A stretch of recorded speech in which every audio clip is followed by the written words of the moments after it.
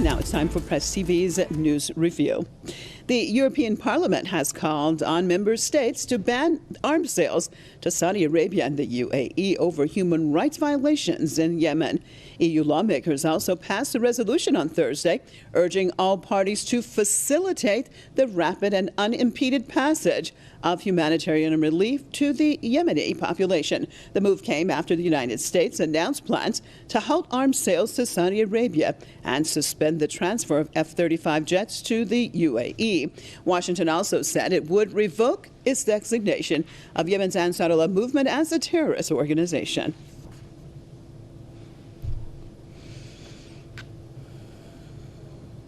I'd like to welcome my guest to this news review, Elijah McNeil, a journalist and political analyst out of Brussels, and Jason Unruhe, political commentator out of Niagara Falls, Ontario.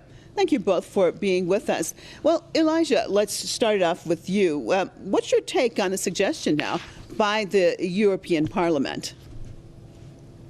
Hello, and thank you for having me. Thank you for coming. Today with a member of the Parliament who voted, and he said, and I quote, "It is very unusual for the EU Parliament to agree with such a unity to end a terrible war that was supported 100% for so long by the US in many EU countries." So the vote of 638 members out of 705 imposing arms export on Saudi Arabia and the Emirates came as a surprise, because suddenly the conscience of all the Parliament is waking up after 6 years of war.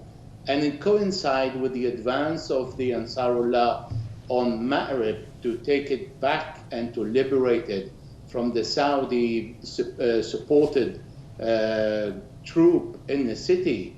And even if we hear that Joseph Borrell said the situation in Yemen deserves more attention, I mean, where were he and the Parliament 6 years ago? All throughout the 6 years, when 8% of the Yemeni population are in need of humanitarian assistance, we heard members of the Parliament saying 10 children are dying every minute in Yemen. So suddenly there is this realization after 6 years. That is pure hypocrisy.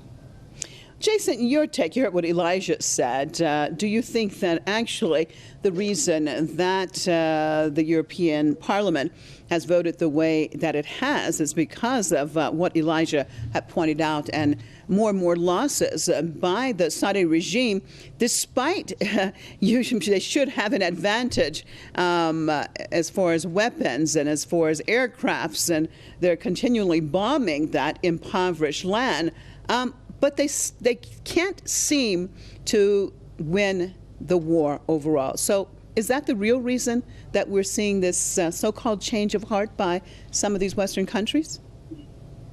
I think that's very much the case. I think that the imperialist powers of the world, the old Europeans and the new Western ones, are essentially telling Saudi Arabia to give it up. I think that this is their way of telling them, you've tried, you failed, you're not going to win, just let it go before this situation becomes any more embarrassing. Not just embarrassing that they were unable to defeat a force that was in such a disadvantaged position, but that the ongoing, what is essentially a genocide in the country, is making many of these so-called champions of freedom and democracy look like the terrible individuals that they are, despite the claims by many of the old European colonial powers and the current U.S. imperialist power to be the ones that want to civilize and bring peace to the world, and the United States now saying that it's going to return as the world leader under the administration of Biden. I think they're very much showing that this is a failed endeavor. Let it go and withdraw Saudi troops from there, and they'll begin another plan in order to destabilize the country and make it, manipulate it into their favor, which is what this was all about to begin with. So I think that this is essentially the final nail in the coffin for the Saudi effort, who was acting as a proxy force for many of these foreign powers. and to give the final word to the Saudis to give it up. You talked a very big game. You demonstrated a significant military power, but it was not enough in the end to defeat the Houthi forces in the country, and this is just embarrassing now. And on that note, I'd like to thank both of you for being with me here on the News Review. Elijah McNeil, journalist and political analyst out of Brussels. Jason Unruhe, political commentator out of Niagara Falls, Ontario.